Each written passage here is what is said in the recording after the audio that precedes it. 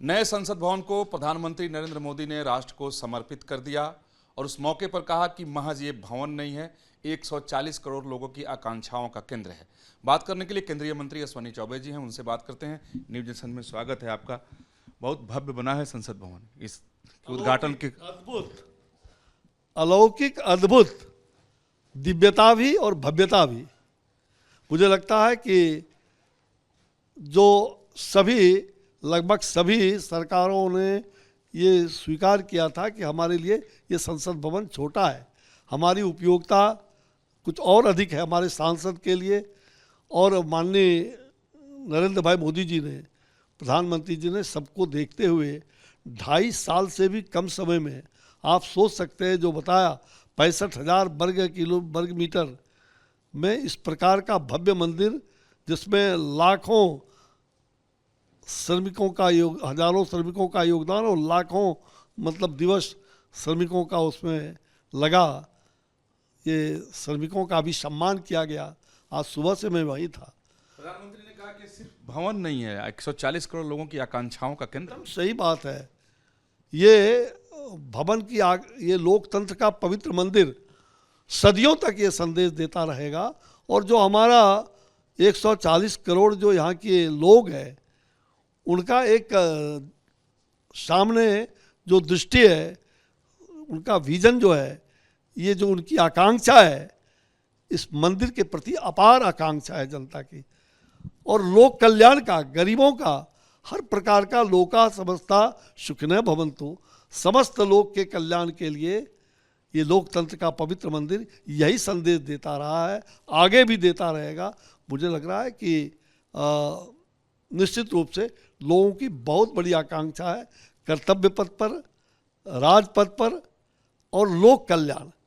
ये तीनों ही बात जनप्रतिनिधियों को जनता के इस भाव को समझ करके, और आगे हमें दिशा भी मिलेगा और देश का दशा भी बदलेगा। भव्य है, अलौकिक है, और इसमें कोई संदेह नहीं कि आधुनिक भी है और प्राचीन भारत का दर्शन भी वहाँ पर हो रहा है। लेकिन विपक्ष ने पहले इसका बहिष्कार किया और अब जेडीयू ने कहा कि तो काले अक्षरों में लिखा जाएगा।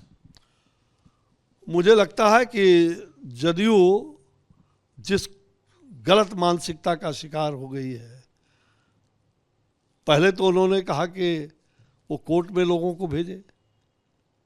ये उद्घाटन गलत हो रहा है प्रधानमंत्री जी के द्वारा। आज आपने देखा कि राष्ट्रपति, उपराष्ट्रपति सबका देशवासियों के नाम संदेश, और जिस प्रकार से ये जदयू के लोग काला अक्षर की बात कर रहे हैं, तो आज जदयू का मुंह काला हो गया। जदयू को कहने का कोई अधिकार अब नहीं रह गया। जो लोकतंत्र की दुहाई देते थे, ये लोकतंत्र को इन लोगों ने अपना व्यक्तिगत तंत्र बना लिया है।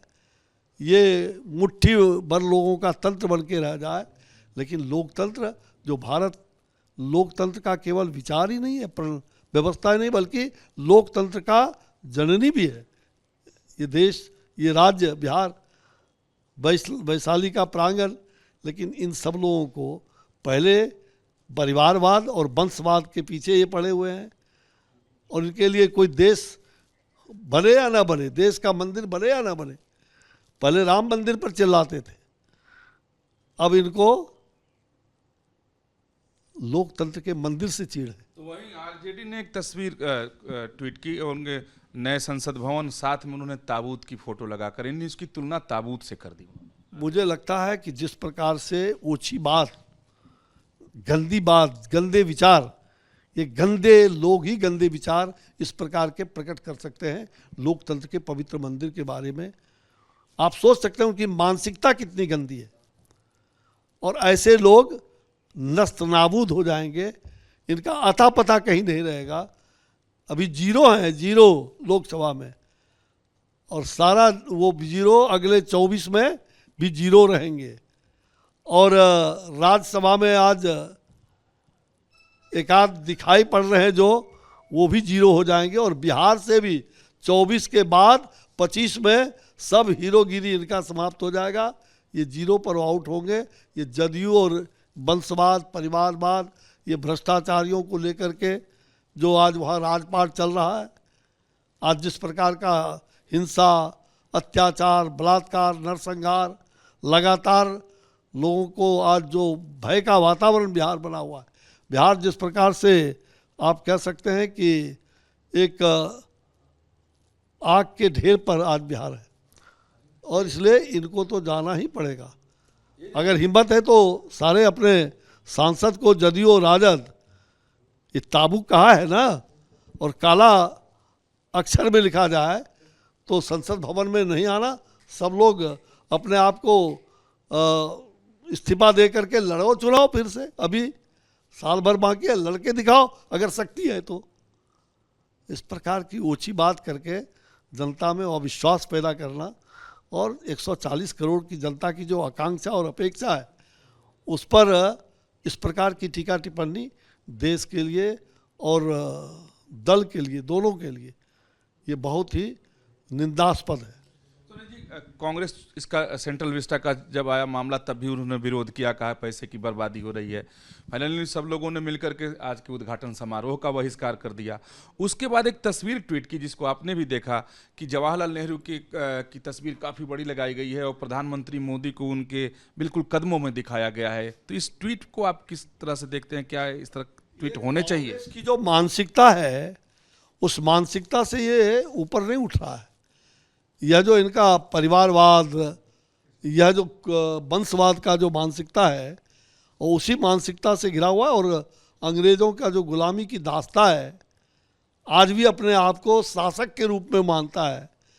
कांग्रेस के जो ये विचार है निश्चित रूप में बहुत ही दुर्भाग्यपूर्ण है कि जिस प्रकार से एक प्रधानमंत्री, जहां पंडित नेहरू के बारे में कभी भी कोई असम्मान बात हमारे आदरणीय प्रधानमंत्री जी ने नहीं कहा।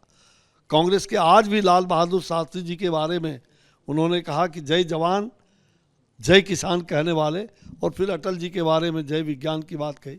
तो मुझे लगता है कि नरेंद्र भाई मोदी जी ने जहां सम्मान किया है सबका, वहीं एक गरीब के, अति पिछड़े के बेटे को, और कांग्रेस के लोग यह ट्वीट करके कि पंडित नेहरू के जूते के बगल में उनको छोटा सा दिखाई, मुझे लग रहा है नरेंद्र मोदी वो व्यक्ति है जो गरीबी को जानता है, जो गरीब के कल्याण के लिए ये पवित्र लोकतंत्र का पवित्र मंदिर उन्होंने जो बनाया है, जो 140 करोड़ लोगों की आकांक्षा का एक प्रतीक है।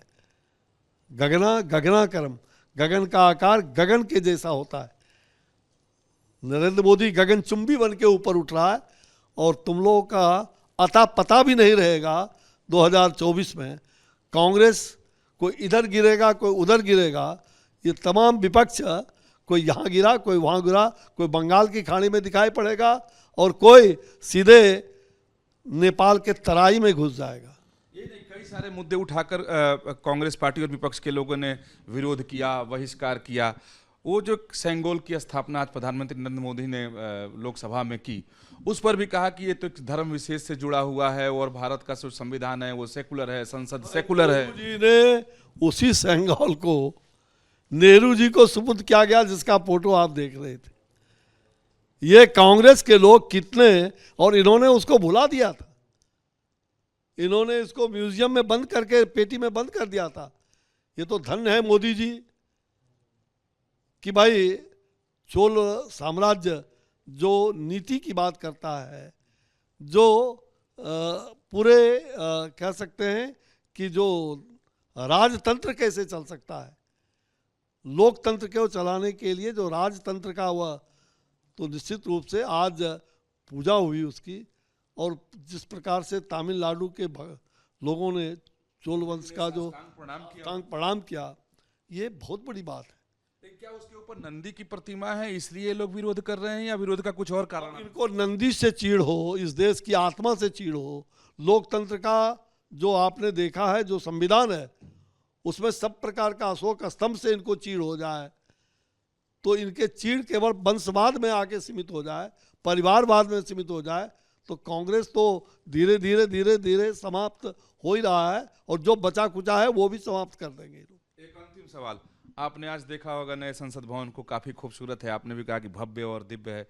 प्राचीन भारत से लेकर के आधुनिक भारत को वहां पर दिखाने की कोशिश की गई है। अब तो आप लोगों के लिए काफी मतलब आराम से बैठो और प्रेम से काम करो वाली स्थिति हो गई। निश्चित रूप से सांसद के लिए बहुत हम कह सकते हैं कि बहुत सुविधाजनक है, अत्याधुनिक है।